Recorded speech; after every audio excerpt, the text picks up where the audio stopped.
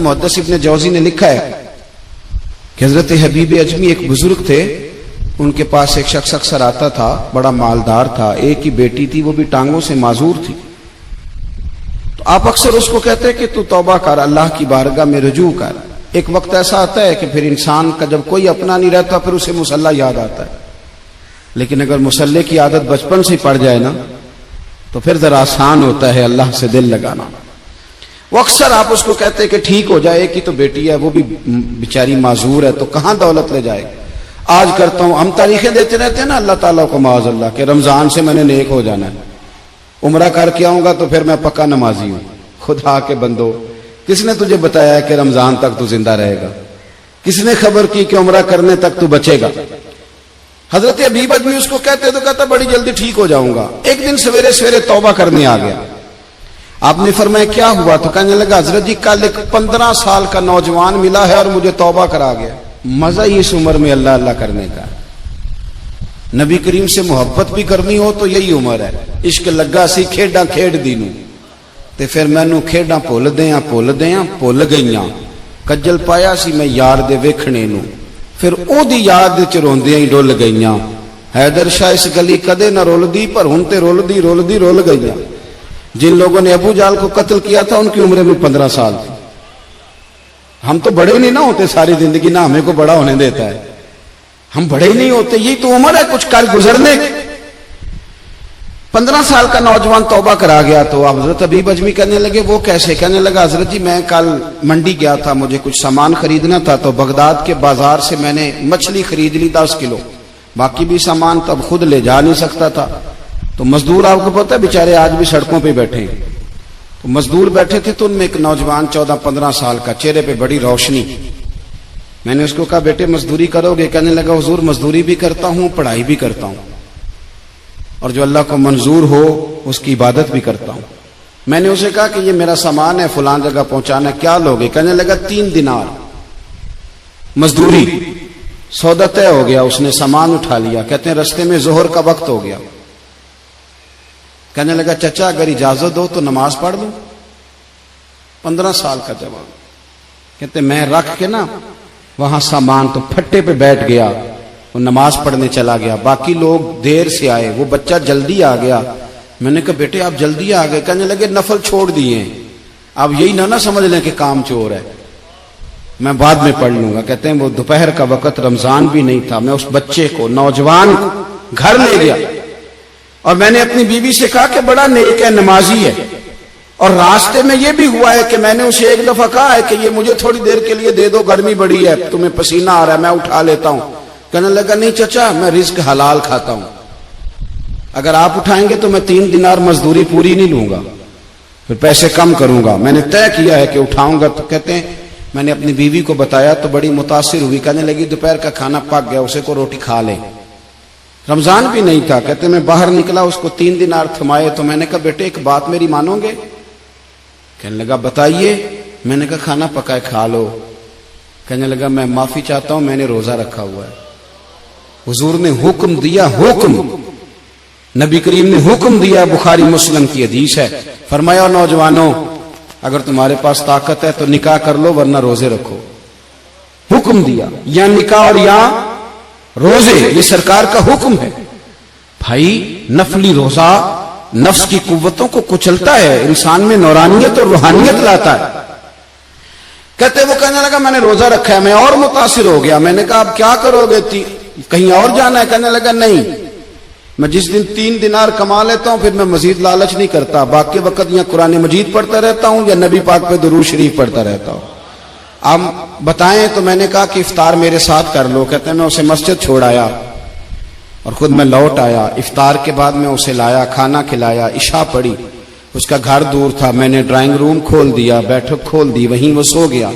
میری 20 سال کی معذور بچی کبھی چل نہیں سکتی تھی، کوئی طبیب کوئی حکیم میں نے چھوڑا نہیں تھا اس کو دکھایا نہ ہو، ایک ہی بیٹی وہ بھی معذور پیدائشی۔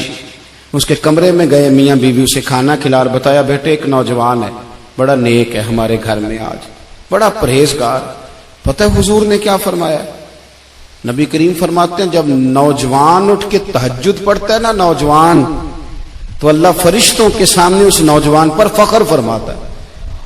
اللہ فخر کرتا ہے کہ عمر دیکھو اور دیکھو یہ میری بارگاہ، اللہ فخر کرتا ہے، اللہ یعنی خدا خود میر مجلس بود، اللہ فخر کرتا ہے. اب سوچے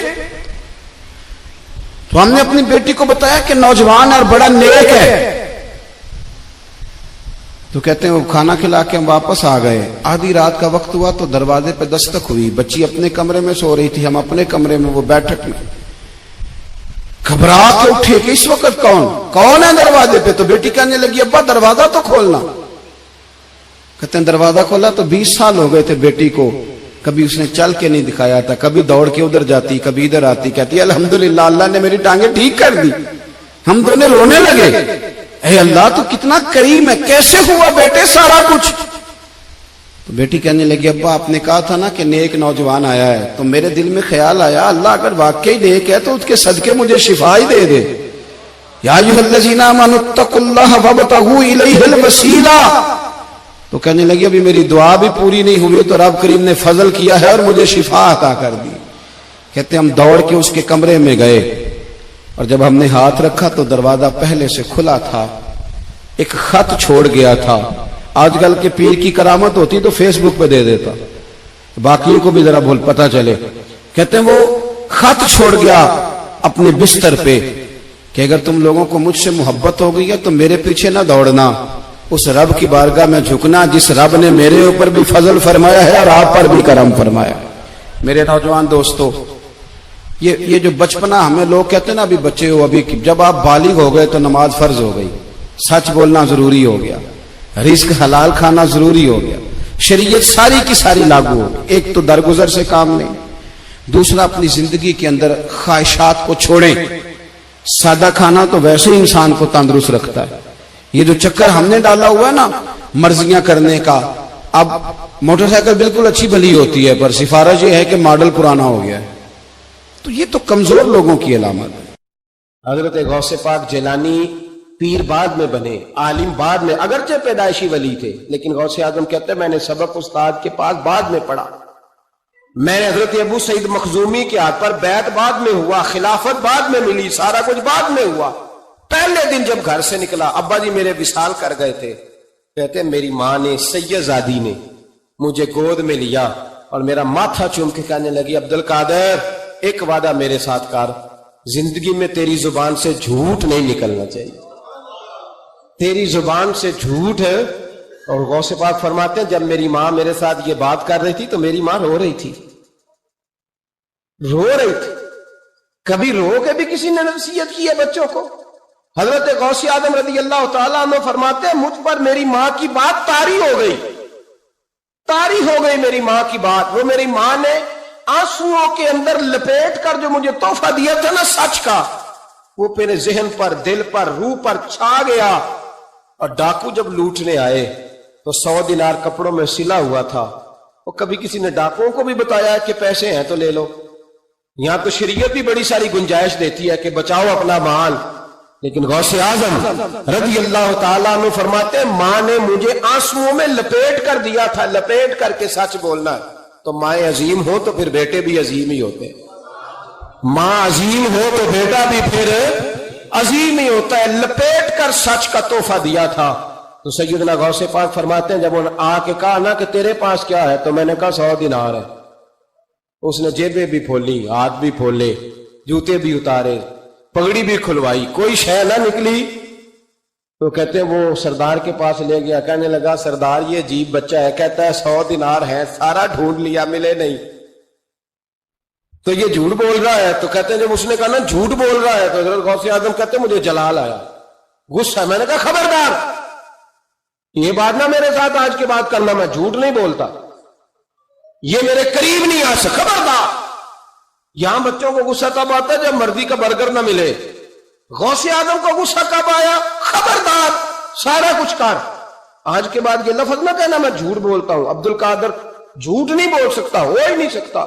اس نے کہا پھر بتا پیسے کدھر ہیں؟ تو حضرت غوث اعظم نے بٹن کھولے اور الٹ کر کے کرتا کہنے لگے میری ماں نے سیے تھے. 12 سال کے غوث پاک، ایک روایت ہے 14 سال.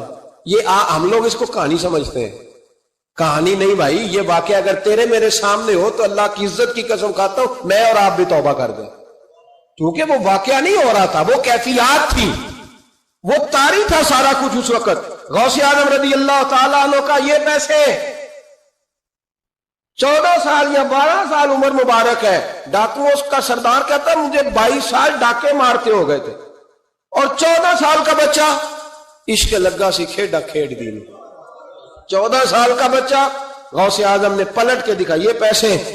تو وہ ڈاکوؤں کا سردار کہتا ہے کہ پتہ نہیں مجھے کیا ہوا کہ بچے کے جذبات کس طرح کے ہیں، افکار کس طرح کے ہیں، خیالات کس طرح، کہتا کہ کہاں جا رہے ہو؟ کہا میں علم سیکھنے بغداد جا رہا ہوں۔ تو کہا بیٹا دنیا پیسے چھپاتی ہے، تو نے بتایا کیوں؟ تو حضرت غوث اعظم نے پیسے اتار کے پھینک کے کہنے لگے پیسے تو رکھ، میں اس لیے بتا رہا ہوں کہ ماں سے وعدہ کر کے آیا ہوں کہ سچ بولوں گا، لے پیسے تجھے دے رہا ہوں۔ ڈاکوؤں کا سردار کہتا ہے بچے کی اتنی عمر نہیں جتنے مجھے پاپ کرتے سال گزر گئے، اور اس بچے کا ماں سے کیا ہوا وعدہ مجھے بدل گیا۔ میں دوڑ کے پیچھے گیا، میں نے کہا عبد القادر مجھے بھی یار بغداد ہی لے چل۔ کہا وہاں کیا کرنا ہے؟ کہا جس استاد کے پاس تو آگے بیٹھ کے پڑھے گا میں اس کے پیچھے بیٹھ جایا کروں گا، چلو بڑھاپے میں بھی کو رٹا لگا کے قرآن و سنت سیکھ جاؤں گا۔ تو کہتے ہیں تجھے کیا ہوا؟ کہنے لگے عبد القادر تو ماں سے کیا ہوا وعدہ نہیں توڑتا، میں رب سے کیے ہوئے وعدے توڑ رہا ہوں، توبہ میری۔ ڈاکوؤں سے کہنے لگے جاؤ کوئی سردار اور بنا لو، مجھے تو ماں بیٹے کا رشتہ جیت گیا ہے، یہ ماں بیٹے کا رشتہ مجھے جیت کے لے گیا، میں جیت گیا ماں بیٹے کے رشتے میں، یہ مجھے فتح کر گئے، تم کوئی اور سردار بنا لو۔ تو 22-23 ڈاکو تھے، پیچھے آ کے بیٹھ کہنے لگے سردار اگر گناہ اکٹھے کیے ہیں تو نیکیوں میں اکیلا تو نہ چھوڑ۔ او بھائی ماں بیٹے کا رشتہ اور ماں بیٹے کی تربیت، تو 14 سال کا بچہ توبہ کرا جاتا ہے، پر مصیبت یہ ہے کہ ہم وہ مائیں تیار کرنے میں کامیاب نہیں ہو سکے، لیکن ہم نے سدا ناکام نہیں رہنا۔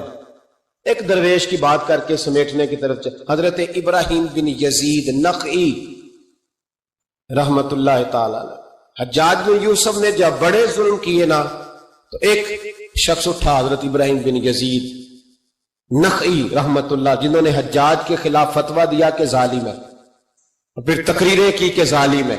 لوگ سمجھتے ہیں کہ علماء کی تقریروں سے کیا ہوتا ہے، علماء کی تقریروں سے انقلاب آ جاتا ہے۔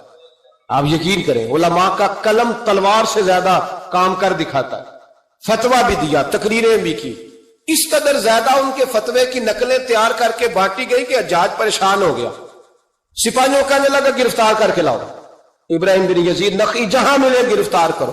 سپاہی گرفتار کرنے گئے، علماء اور مشائخ سے جو لوگ پیار کرتے ہیں نا وہ روح کی گہرائیوں سے پیار کرتے ہیں، جانے دیتے ہیں اپنے بزرگوں کے ناموں پر۔ لوگ ان کو اٹھا کے لے گئے، کہا بابا جی ہم حفاظت کریں گے، دور ان کو کہیں چھپا دیا، فتویٰ ان کا دھڑا دھڑ چل رہا ہے، اور بھی کوئی بات وہ کرتا تو آپ فتویٰ دیتے وہ چھپ جاتا، وہ چھپ کے اپنی ڈیوٹی کر رہے ہیں، اور ایک کونے میں بیٹھے مورچے میں، پھر بھی ان کا جو نظام ہے وہ پورا عروج پہ ہے، حجاج کی کرسی کانپ رہی ہے۔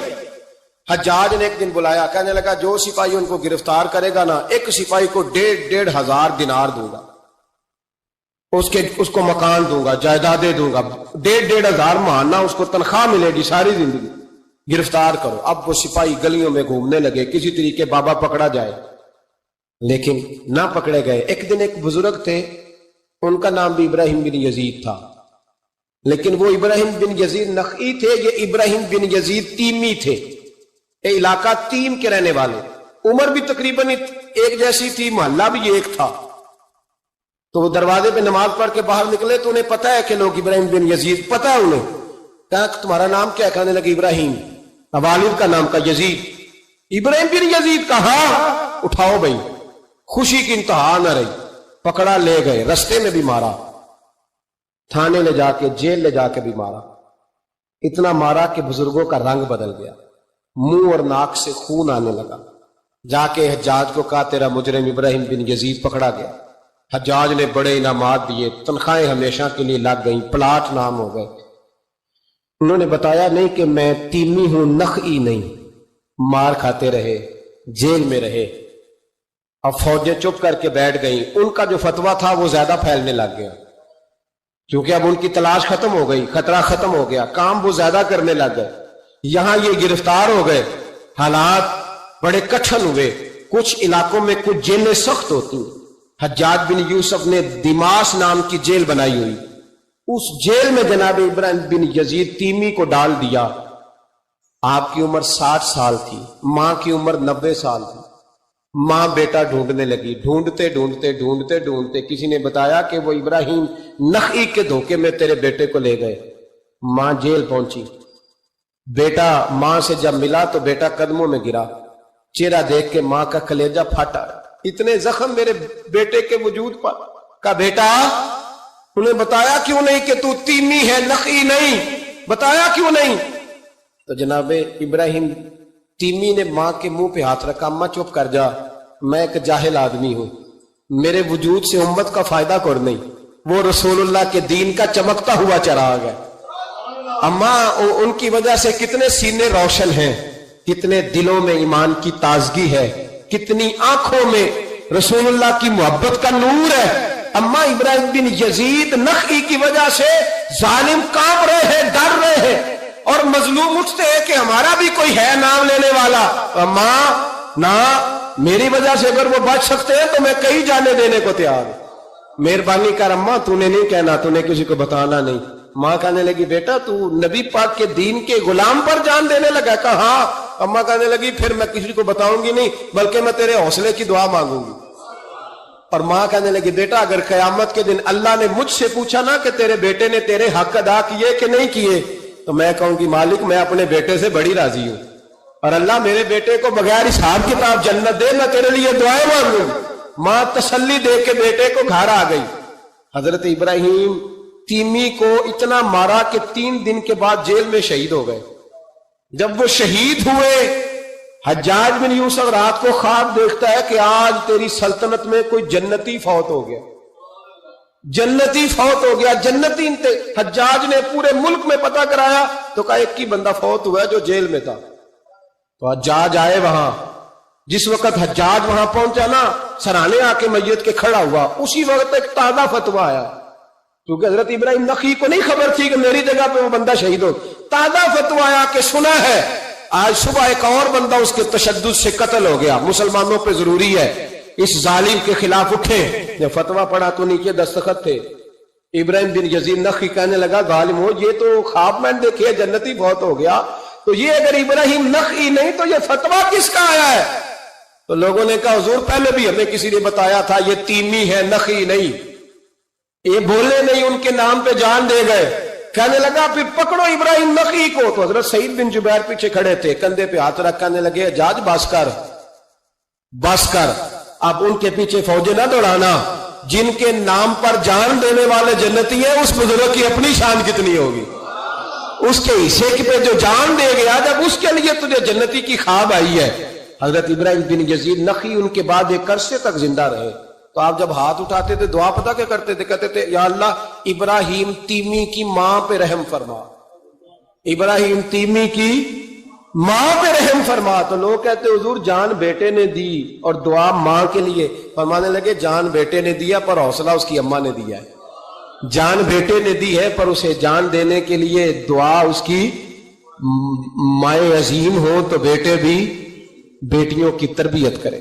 عزیز دوستو، بزرگ اور بھائیوں، اللہ تعالیٰ نے قرآن مجید میں ارشاد فرمایا کہ وَبَشِّرِ الَّذِينَ آمَنُوا وَعَمِلُوا الصَّالِحَاتِ، اے محبوب علیہ السلام خوشخبری دے دیں ان لوگوں کو جو ایمان لائے اور جنہوں نے نیک اعمال کیے، أَنَّ لَهُمْ جَنَّاتٍ تَجْرِي مِن تَحْتِهَا الْأَنْهَارُ، ان کے لیے جنت ہے اور جنت وہ ہے جس کے نیچے نہریں بہہ رہی ہیں۔ اللہ تبارک و تعالیٰ نے اپنے محبوب کریم صلی اللہ تعالیٰ علیہ وسلم کے غلاموں کو خوشخبری سنوائی، اور سنوائی بھی حضور کے مقدس لبھہ مبارکہ سے۔ آپ انہیں خوشخبری دے دیں کہ ان کے لیے جنت ہے، باغات ہیں، اور باغات وہ ہیں جن کے نیچے نہریں رواں دواں۔ لیکن کن لوگوں کو؟ جو ایمان لائے اور جنہوں نے نیک اعمال کیے۔ کچھ نہ کچھ انسان کو نہ عمل کرنا چاہیے، وہ جو عمل ہے نا، کوئی بندہ اپنے عملوں سے جنت میں نہیں جائے گا، جنت میں خدا کے فضل سے جائے گا، لیکن یہ جو اعمال ہیں نا یہ سبب بنیں گے اللہ کی رحمت کا۔ یہ ذریعہ بنیں گے خدا کے کرم کے متوجہ ہونے کا.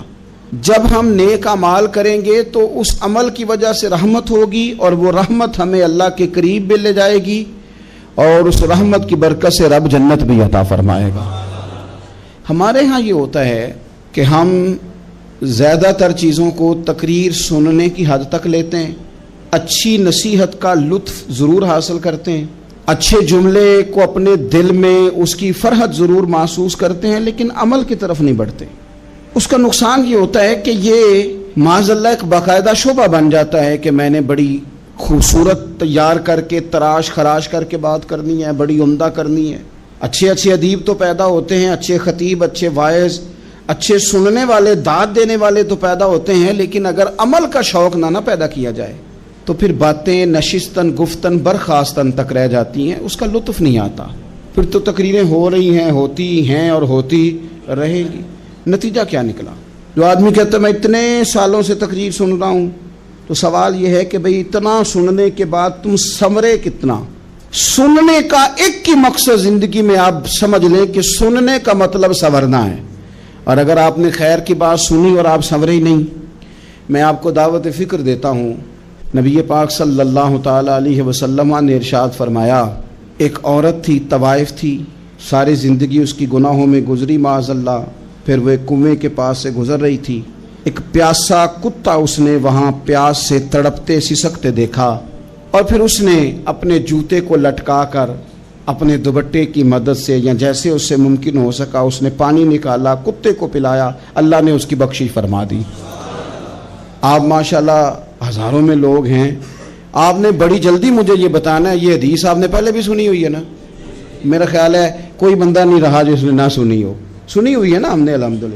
اتنے سارے بندے جو یہاں موجود ہیں انہوں نے سنی ہوئی ہے، تو ظاہر ہے امت مسلمہ میں جتنے لوگ ہیں ڈھیر ساروں نے یہ بات سنی ہوگی. لیکن میرا سوال یہ ہے، میں سڑکوں پہ روڈوں پہ سفر کرتا ہوں، ہم نے یہ حدیث درجنوں بار سنی کہ طوائف نے کتے کو پانی پلایا تو اس کی بخشش ہو گئی، لیکن حال یہ ہے کہ سڑک پر کسی گاڑی سے ٹکرا کر اگر کوئی کتا مر جاتا ہے، اب مر ہی گیا ہے، گاڑی والا، موٹر سائیکل والا، پجارو والا، بس والا کوئی اتنی جرت نہیں کرتا کہ لکڑی کے ساتھ رسی کے ساتھ ہی پکڑ کے اسے سائیڈ پہ کر دے. اس سڑک پہ مرا ہوا پڑا رہتا ہے، یہاں تک کہ گاڑیوں کے ٹائروں کے ساتھ اس کا گوشت لگ لگ کے سڑک صاف ہوتی ہے. اس محبوب کے ماننے والے جس محبوب نے بتایا کہ طوائف نے پانی پلایا تھا اور ہمیں سمجھ بھی آ گئی اور حدیث پڑھ بھی لی اور سن بھی لی، پھر اس ملک کی جو مسلمانوں کا ملک ہے اس کی سڑکوں پر مرے ہوئے کتوں کو اٹھائے بھی کوئی نہ، اور زخمی کتا زخمی ہو ہی گیا ہے، اب اسے سڑک سے سائیڈ پہ ہی کر دیا جائے کم از کم، تاکہ اس کی اگر جان باقی ہے تو بچ جائے. تو پھر مجھے بتاؤ نا میرے دوستو، ہم نے کس لیے تقریریں سنی ہیں، کس لیے خطبے سنے ہیں؟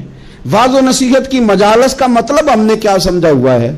تقریر، تحریر، تصنیف، اچھی گفتگو، اچھا جملہ، اس کا معنی ہم کیا سمجھتے ہیں؟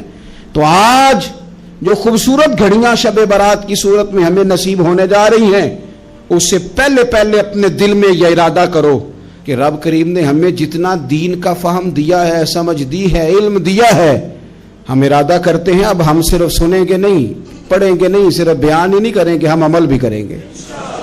کوئی تھوڑا سا نا عمل کا رستہ بھی تو میرے عزیز ہونا چاہیے. اب مطلب بہت ساری جگہوں پہ جانے کا موقع ملتا ہے تو لوگ کہتے ہیں پیر صاحب ناراض نہ ہونا، ہم نے بڑا بندوبست کیا ہوا ہے، تقریر ذرا نہ سوا کو گھنٹہ کرنا. تو میں کہتا ہوں مثلاً آپ مجھے بتائیں نا، سوا گھنٹہ تقریر کرا کے آپ نے کیا کرنا ہے؟ اگر تو آپ نے اس لیے بلایا ہے کہ جناب ایک بات سنیں گے، ایک واعظ ہوگا، سر دھنیں گے، تو وہ تو مجھے آتا ہی نہیں. تو میں تو مختصر بات کروں گا اور اتنی کروں گا جس کی ضرورت محسوس کروں گا. لمبی چوڑی تقریروں کا کیا مطلب ہے؟ ہم کیا چاہتے ہیں سوائے اس کے کہ جناب بات بڑی اچھی کانوں کو لگ رہی ہے، مزہ بڑا آ رہا ہے، تو آپ نے لیا کیا؟ نتیجہ کیا نکلا؟ میرے رسول پاک علیہ السلام کے صحابہ جو حضور سے نصیحتیں لیتے تھے وہ کیسی تھی؟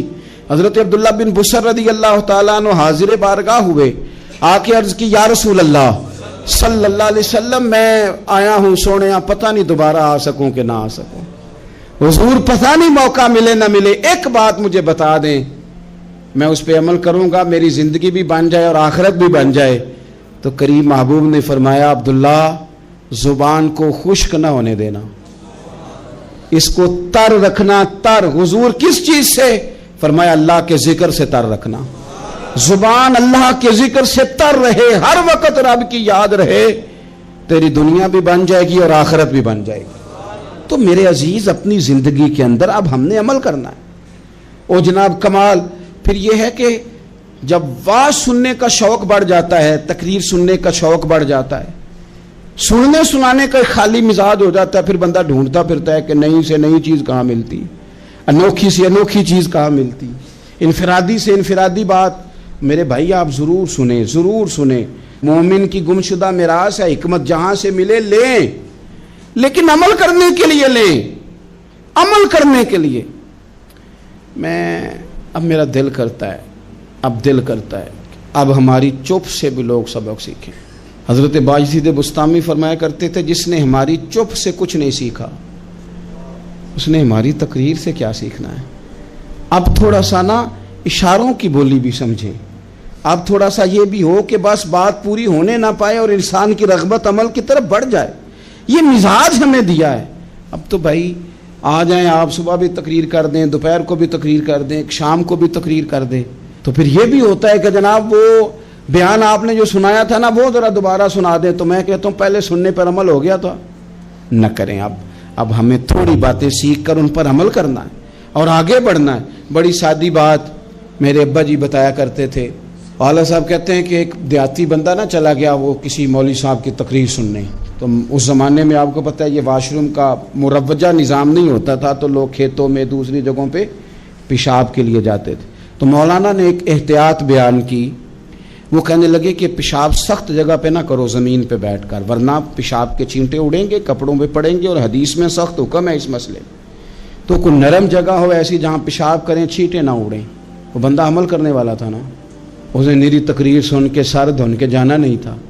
اس نے اتنی ساری ریت لے لی، کپڑے میں باندھ لی، اور وہ اس نے کندھے پہ رکھی ہوئی ہے. جہاں پیشاب کا وقت آتا پہلے ریت بچھاتا، پھر پیشاب کرتا تاکہ میرے کپڑوں پہ نہ پڑے. ایک صاحب نے اسے کہا کوئی ہفتے بعد چلو بیان سننے چلیں. تو کہنے لگا میں پہلے پہ عمل کر لوں، یہی بڑا ہے.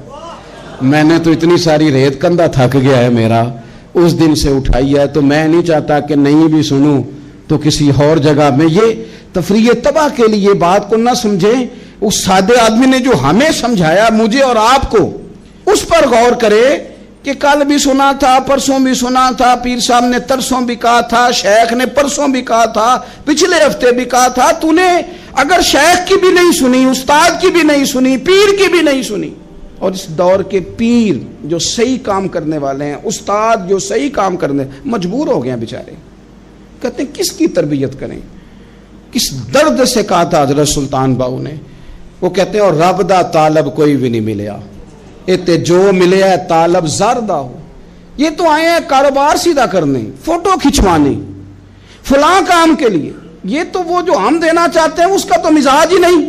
پہلے بھی میں نے کہا تھا، پھر کہتا ہوں مجھے شوق نہیں ہے. خدا مجھے معاف کر دے اس دن سے پہلے جس دن یہ شوق ہو کہ میں سویرے جاؤں گا تو نوٹ لاؤں گا، تو شام جاؤں گا تو نوٹ لاؤں گا. یہ شوق نہیں ہے، طبیعت نہیں ہے، من نہیں چاہتا. لیکن یہ کہ یہاں بھی آ جائیں خطاب کر دیں، یہاں بھی او خدا کے بندو، ہم کہاں اس قابل ہیں ہم خطاب کریں. ہم نے تو نا جی ایک اذان دینی شروع کی ہوئی، صبح و شام ایک اذان پڑھتے ہیں. ہے یہ پیغام حضرت احمد رضا کہ بارگاہ نبی کے رہو با وفا. ہم تو کہتے ہیں ادھر آ جاؤ، ٹھوکریں کھاتے پھرو گے ان کے در پہ آ پڑو. قافلہ تو اے رضا اول گیا آخر گیا. ہم تو کہتے ہیں ادھر آؤ، اللہ رسول کی بارگاہ کی طرف رجوع کرو. اور وہ ایک جملے پہ اگر تو عمل ہو گیا.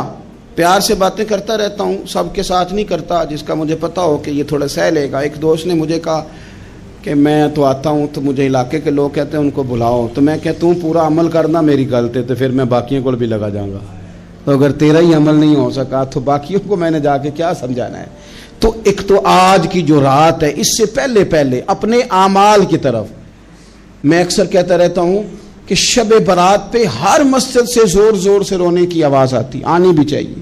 شب قدر پہ آتی ہے، عمرے پہ جاتے وقت لوگ معافیاں مانگتے ہیں، حج پہ جاتے وقت، اور کروڑوں لوگ یہ کام کرتے ہیں سال میں.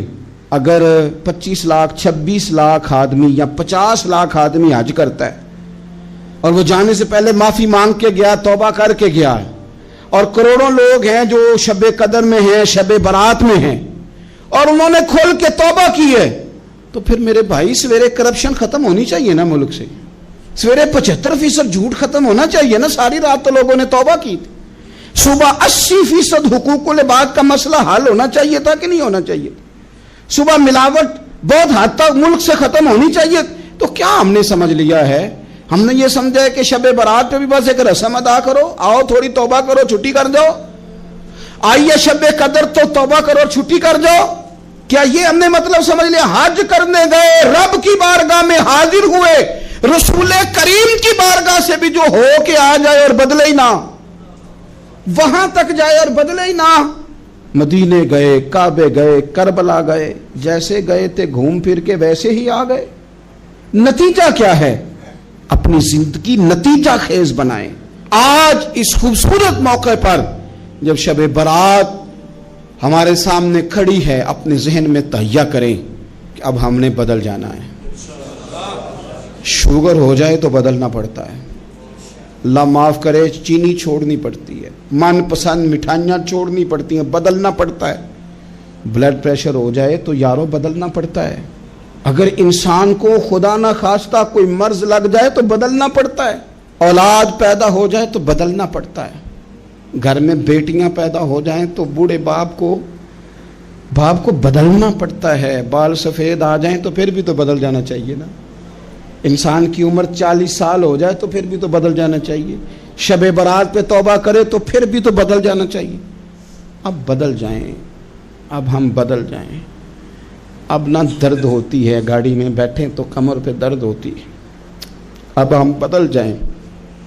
اب لوگ بتاتے ہیں تیرے بال سفید ہونے لگ گئے, اب ہم بدل جائیں. اب لوگ ہمیں کہتے ہیں بچے جوان ہو گئے, اب ہم بدل جائیں نا یارو. اب لوگ ہمیں کہتے ہیں کہ اوہو, اب تو آپ اٹھتے وقت زمین پہ پہلے ہاتھ رکھتے ہیں پھر اٹھتے ہیں. اب بدل نہ جائیں. اب محسوس ہوتا ہے کہ نیند گہری نہیں آتی, اب محسوس ہوتا ہے کہیں کہیں جسم میں تکلیف ہے. اب بدل نہ جائیں. اب نہ کئی کلاس فیلو چلے گئے دنیا چھوڑ کے, بدل نہ جائیں. اپنے بہن بھائیوں میں سے کئیوں کا جنازہ پڑا, بدل نہ جائیں. ہم میں سے کئیوں نے ماں باپ دفن کر دیے, پھول ڈال دیے قبروں پہ. اب بدل جائیں. اب وقت تھوڑا رہ گیا, اب کچھ تبدیلی کی طرف آئیں. اب توبہ صحیح والی کر لیں, اب استغفار دل سے پڑھ لیں. اب تبدیل ہو جائیں, اب اپنے اندر باہر کچھ تبدیلیاں لائیں, اب اپنے ظاہر اور باطن کو سنواریں. اب اللہ رسول کی بارگاہ میں جانا ہے نا, تو کہیں ایسا نہ ہو شرم آئے حضور کے سامنے کھڑے ہوتے, حیا آئے نبی کریم کی بارگاہ میں کھڑے ہوتے. اب کچھ تبدیلی لائیں. آج ارادہ کریں کہ آج جو توبہ کریں گے وہ صحیح والی کریں گے. آج جو وہاں استغفار کریں گے اللہ کے حضور حاضر ہو کے تو وہ صحیح والا کریں گے. اب کچھ تبدیلی کا مزاج لائیں. اور پھر ایک اور بات بھی عرض کروں, ہمارے ذاتی تعلقات سارے دھوکہ ہیں, ہماری جیبوں میں مال سارا دھوکہ ہے, ہمارے بلند و باغ دعوے سارے دھوکہ ہیں, ہمارے بڑے بڑے رتبے سارے دھوکہ ہیں. بڑے تعلقات تھے بیٹے کے, پر ماں بیمار تھی تو اسے صحت تو نہیں تعلقات کی وجہ سے مل سکی. بڑے تعلقات تھے نا بیٹے کے, لیکن جب بیماری زور پکڑ گئی تو پھر کیا کر سکا کوئی. بڑے تعلقات تھے, بڑا پیسہ تھا جیب میں, بڑا کچھ تھا, لیکن جب جناب اسرائیل آئے تو پھر کوئی کچھ بھی نہ کر سکا. پھر اپنے رہ گئے اور جس کو جانا تھا وہ سب چلے گئے. تو یہ جتنی چیزیں ہیں نا یہ کچھ نہیں ہیں, یہ دھوکہ ہے. سچ صرف اللہ رسول کی ذات ہے, حقیقت صرف دین ہے, اصل صرف وہ بارگاہیں ہیں. دھوکے میں نہ زندہ رہو. چھوڑ دو یہ بات کرنی کہ بڑے تعلقات ہیں, چھوڑ دو یہ بات کرنی کہ بڑا پیسہ ہے, چھوڑ دو یہ بات کرنی کہ برادری قبیلے علاقے میں بڑا, اور کچھ بھی نہیں ہے. کل من علیہ فان, ہوئے نامور بے نشاں کیسے کیسے. دیکھو زمین کھا گئی, نوجوان کیسے کیسے. میں مولانا نورانی کی قبر پہ کھڑا تھا تو میں کہہ رہا تھا مقدور ہو تو خاک سے پوچھوں کہ اے لئیم تو نے وہ گنج ہائے گرا مایا کیا کیے؟ اتنے بڑے لوگ تو لے گئی، اتنے بڑے لوگ قبروں میں کدھر گئے؟ سلطان محمود غزنوی کہاں ہیں؟ شہاب الدین غوری کہاں ہیں؟ وہ لوگ جو میدانوں میں آ کے صرف ان کا نام لیا جاتا تھا تو دنیا کانپ جاتی تھی، وہ کہاں گئے؟ اٹھ گئے سب لوگ، چلے گئے، ختم ہو گیا معاملہ۔ وقت اب ہماری طرف بڑھ رہا ہے، اب تیزی ہے، اب پیغام اجل آیا، کئی ہمارے ارد گرد سے اٹھا کے لے گیا، اب ہمیں بھی تو واپس لوٹنا ہے نا، تو کچھ تیاری کر لیں، کچھ ارادہ کر لیں، اور بارگاہ رب رسول کی اس طرح کی ہے کہ بس جانے کی دیر ہے، بس صرف جانے کی دیر ہے، صرف جانے کی۔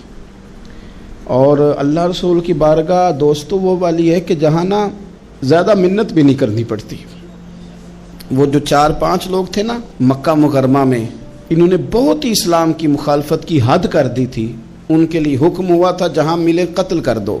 اکرمہ تھے، ابن قتل تھے، کچھ اور لوگ تھے، تو پتہ ہے ان کو کسی نے مشورہ کیا دیا تھا؟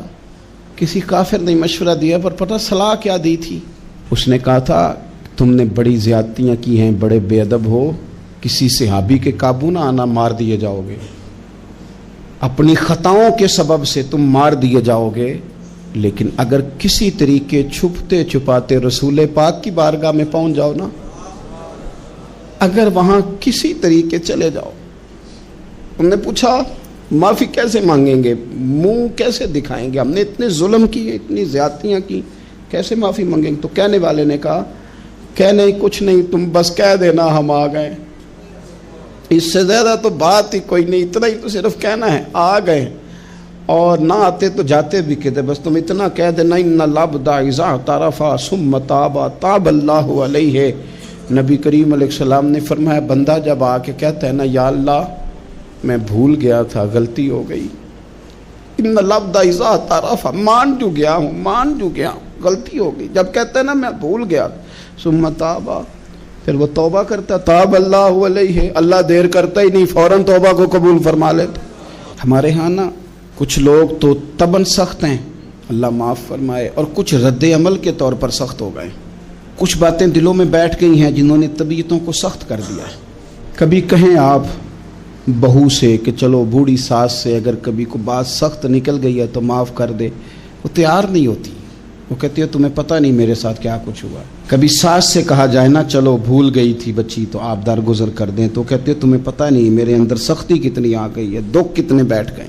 ہم نا طبیعتوں میں سختی کر بیٹھے، ہمارے دل دھڑکتے ضرور ہیں لیکن صرف اپنے بچوں کے لیے، ہمارے سینوں میں درد اٹھتا ضرور ہے لیکن صرف اپنوں کے لیے۔ ہم نے نا 2 4 5 6 باتیں جمع کر کے ان پر پورا ذہن بنا کے سخت ہو گئے ہیں، طبیعتیں سخت ہیں، دل سخت ہیں۔ میرے نبی پاک صلی اللہ تعالی علیہ وسلم نے فرمایا، یہ حدیث مسلم شریف میں موجود ہے، فرمایا جنت میں وہ لوگ داخل کیے جائیں گے جن کے دل چڑیوں کی طرح نرم ہیں، نرم دل کے لوگ، معاف کر دینے والے، جلدی مان جانے والے۔ ایک صاحب تھے اپنے بھائی سے ناراض ہو گئے اور انہوں نے رشتے سے انکار کر دیا، پہلے ان کے بیٹے کی وہیں پہ نسبت تھی، انکار کر دیا۔ کئی لوگوں نے ان سے کہا، میں نے بھی کہا، تو وہ کہنے لگے پیر صاحب عزت بڑی کرتا ہوں آپ کی لیکن میں مرد ہوں، ایک دفعہ نہ کر دوں تو پھر ہاں نہیں کیا کرتا۔ تو میں نے اس صاحب سے کہا، میں نے کہا یوں نہ کر، اگر صبح قیامت تیرے بارے میں کوئی سخت فیصلہ آ جائے اور رب کو منانا ہو کسی مقام پر تو کیا کہے گا؟ بہانے بنا بنا کے ہم سخت ہو گئے، دل اتنے سخت پتھر کر لیے، میں فلاں ہوتا ہوں جی، میں نہیں دوبارہ کسی کی سنتا۔ اور خدا کے بندو، میرے نبی پاک علیہ السلام نے فرمایا مومن تو اس طرح ہوتا ہے جس طرح اونٹ کے ناک میں نکیل ہوتی ہے، بٹھا دو تو بیٹھ گیا، اٹھ جاؤ تو اٹھ گیا۔ اور حضور نے فرمایا وہ لوگ جو بہت بد اخلاق ہیں، جھگڑالو ہیں، فسادی ہیں، سخت دل ہیں، وہ لوگ جنت میں نہیں جائیں گے۔ جو جھگڑے کرتے پھرتے ہیں جھگڑالو لوگ ہیں۔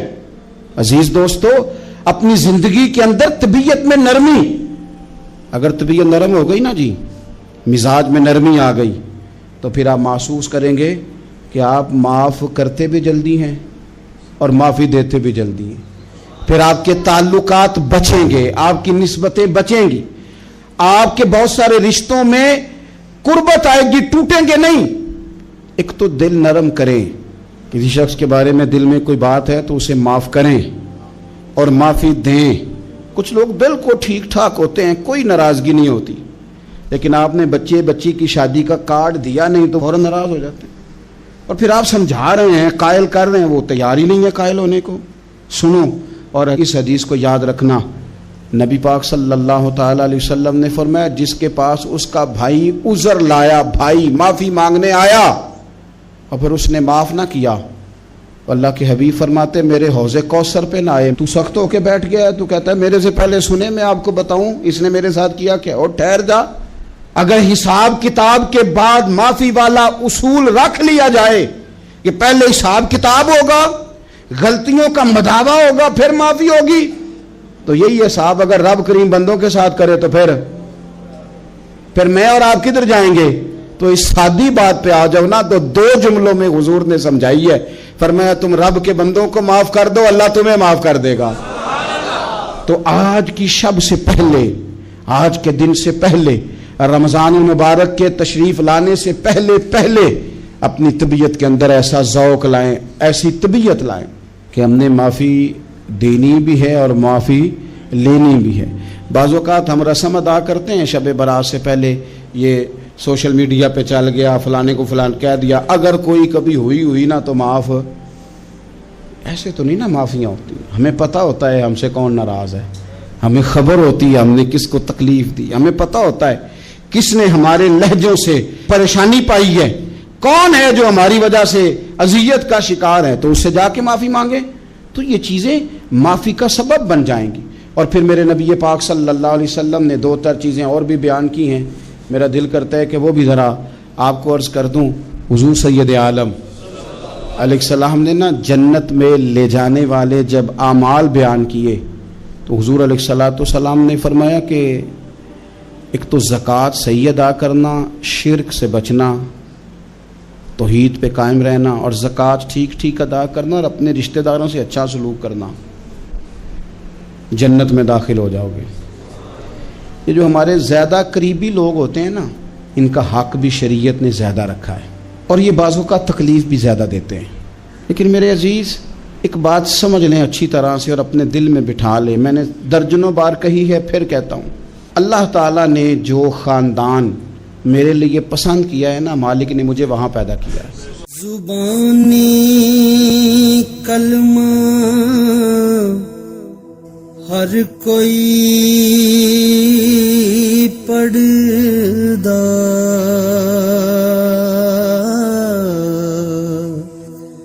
تے دل دا پڑھدا کوئی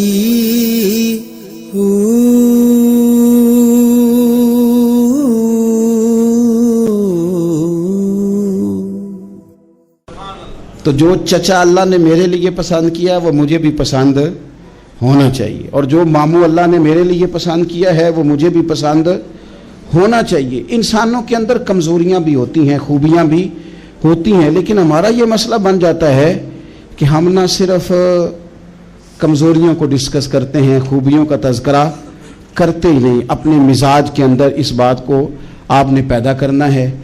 آج ایک اور ارادہ بھی کریں، ایک اور اپنے ذہن کے اندر بات بھی زیادہ شوق کے ساتھ پیدا کریں۔ آپ یہ کوشش کریں کہ اپنی صلاحیتوں کو دیکھیں کہ آپ میں کیا خوبی ہے، بولنے کی ہے، لکھنے کی ہے، مال خرچ کرنے کی ہے، کسی کو پیغام دینے کی ہے۔ مسجد نبوی شریف میں ایک بی بی صرف جھاڑو خالی دیتی تھی، بیمار ہو گئی تو سرکار تیمارداری کرنے گئے، اور صحابہ نے حضور کو اطلاع دیے بغیر تدفین کر دی، جنازہ پڑھا دیا، تو حضور نے قبر پہ کھڑے ہو کے دوبارہ جنازہ پڑھایا۔ اپنے وجود کو بیکار نہیں رکھنا، اس سے کوئی کام لیں۔ اللہ فرماتے ہیں افحسبتم انما خلقناکم عبثا وانکم الینا لا ترجعون، فرمایا تم کیا سمجھتے ہو ہم نے تمہیں بیکار پیدا کیا ہے، اور کیا سمجھتے ہو تم نے لوٹ کر ہمارے پاس آنا نہیں؟ ایک ذرہ بھی تو بیکار نہیں ہو سکتا، لہذا میں کسی شخص سے بیزار نہیں ہو سکتا۔ اپنی اس صلاحیت کو ضائع نہ کریں۔ ہم نہ بہت سارا وقت ضائع کر رہے ہیں، ادھر ادھر موبائل کھول لیا، دیر تک فلانی چیز دیکھی، پھر فلانی دیکھی، پھر فلانی بحث کی۔ تو اپنے آپ سے نہ کچھ کام لیں، کچھ خدمات کریں۔ ہم زیادہ وقت لوگوں کا انٹرویو کرنے میں ضائع کرتے ہیں، دوسروں کی تفصیلات حاصل کرنے میں وقت ضائع کرتے ہیں، لوگوں کا دھیان رکھنے میں وقت ضائع کرتے ہیں۔ آج کے بعد اپنا دھیان رکھنا ہے، اپنی صحت کا دھیان رکھنا ہے، اپنے معاملات کا اپنے اوپر تھوڑی توجہ دینی ہے، کوشش کرنی ہے کہ کس حد تک ہم اپنی صلاحیت سے فائدہ لے کے کسی کا کچھ نفع کر سکتے ہیں تو وہ نفع کریں، اپنے وجود کو نفع بخش بنائیں۔ حدیث پاک سنیں گے تو آپ محسوس کریں گے کہ اللہ کتنے اجر دینے والا ہے۔ نبی پاک علیہ السلام نے فرمایا جس نے دین کے رستے میں اتنی دیر بھی قتال کیا، لڑا اتنی دیر جتنی دیر اونٹنی کا دودھ دھونے میں لگتی ہے، اتنا تھوڑا وقت بھی دین کے لیے اگر کوئی نکلا، جد و جہد کی، قتال کیا، لڑا، فرمایا اس بندے کو بھی اللہ جنت عطا فرما دے گا۔ اتنا تو کام کرے نا، اتنا تو کام کرے۔ اور حضور علیہ السلام نے رغبت دلائی، یعنی جتنا بھی عمل، حضور فرمانے لگے کسی عمل کو چھوٹا نہ سمجھنا، کچھ نہ ہو سکے تو اپنے بھائی سے مسکرا کے میلی لینا، اللہ اس پر بھی صدقے کا ثواب عطا کر دے گا۔ اور نبی پاک علیہ السلام نے فرمایا دوزخ سے بچ جاؤ صدقہ دے کے۔ خیال آتا تھا یا رسول اللہ کتنا کو دیں؟ تو فرمایا خشک کھجور کا ایک ٹکڑا، یعنی پوری کھجور بھی نہیں، خشک کھجور کا ایک ٹکڑا بھی خیرات کر کے بچ سکتے ہو تو وہ کر کے ہی صدقہ دے کے اللہ کے عذاب سے بچ جاؤ۔ معنی کیا ہے ان ساری روایتوں کا کہ کچھ کرو تو صحیح نہ، کچھ کرو تو صحیح نہ۔ ہمارے ایک بزرگ تھے تو کرونا کے دنوں میں انہوں نے ایک جملہ کہا، کہنے لگے یہ کرونا پتہ تمہیں کیا کہنے آیا ہے؟ کہنے آیا ہے کہ بیماریاں آ رہی ہیں، حالات خراب ہیں، یہ کرونا نہیں، یہ کہتا ہے کچھ کرو نا، کچھ اللہ اللہ کرو نا، فارغ نہ بیٹھو، دیکھو کیسے لوگ ڈھیروں کے ڈھیروں اب جا رہے ہیں، اب کچھ کرنا ہے انشاءاللہ تعالی، اب کچھ وقت ضائع نہیں کرنا اور زندگی میں کچھ۔ میں کہہ چکا ہوں کہ ایک بندے کو بھی اللہ نے بیکار نہیں پیدا کیا، ہم نے خود اپنے آپ کو بیکار کر لیا۔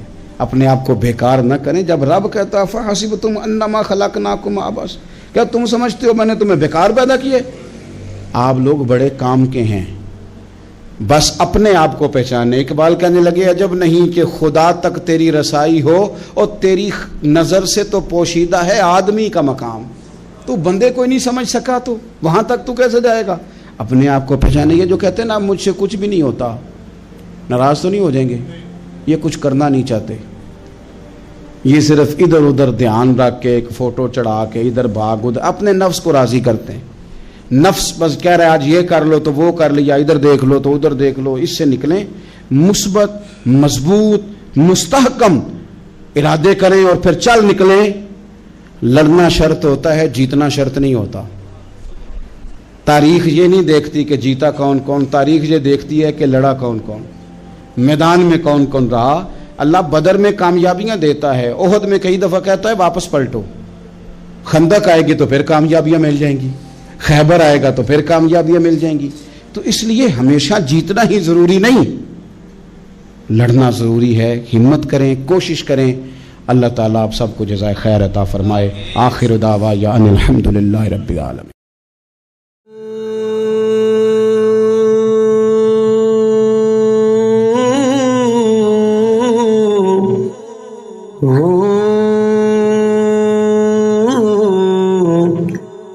اللہ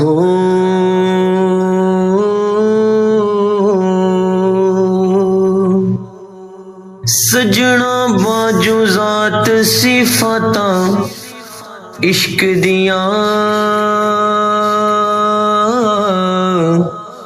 وکری کلی دن تے راتاں عشق دیاں۔